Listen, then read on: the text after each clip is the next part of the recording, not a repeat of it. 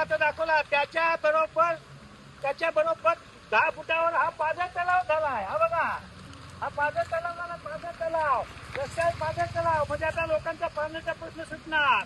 रस्त्यावरच पाझर तलाव. या अधिकाऱ्यांच्या अजून डोळ्यावरची झापड उडत नाही.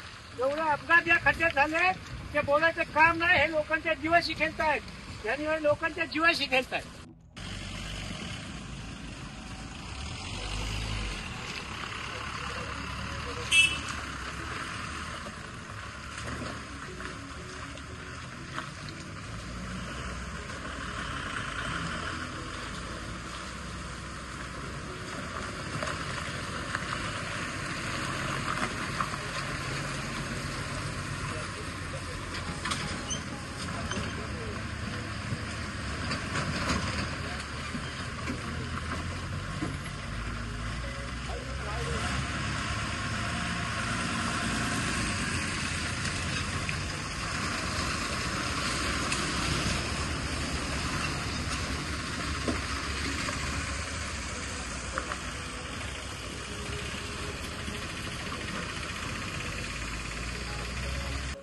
गुहागर बिजापूर रस्त्यावर उभा आहे आणि हा जो रस्त्याला खड्डा आहे हा मी खड्डा टेपनी मोजला तो 15 फूट बाय 10 फुटाचा खड्डा आहे.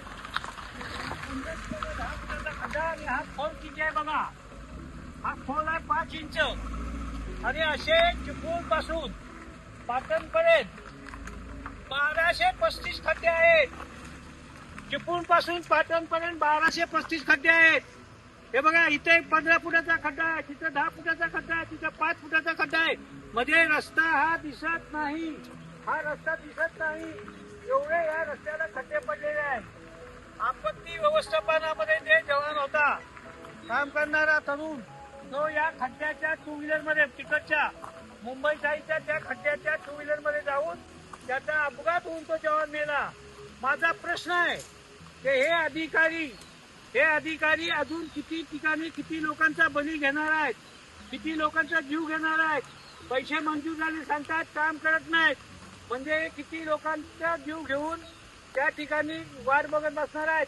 हे निर्लज्ज आहेत का? यांच्या डोळ्यावर झापड आलेली आहे काय? हे बघा, आणि यांना लाजा नाहीत. आता सणाचे दिवस आले. 14 सप्टेंबर पासून गणपतीला सुरुवात होणार आहे. तरी कोट्यावधी रुपये मंजूर झाले म्हणून सांगतात. आणि ही रस्त्याची तरा बघा, चिपळूण पासून पाटणपर्यंत 1235 खड्डे मोजलेले आहेत. 1235. यांना लाजा वाटल्या पाहिजे. यांच्या 4 दिवसात जर यांनी खड्डे भरले नाहीत तर यांच्या डोळ्यावरची झापड आम्ही आंदोलन करून उडवणार.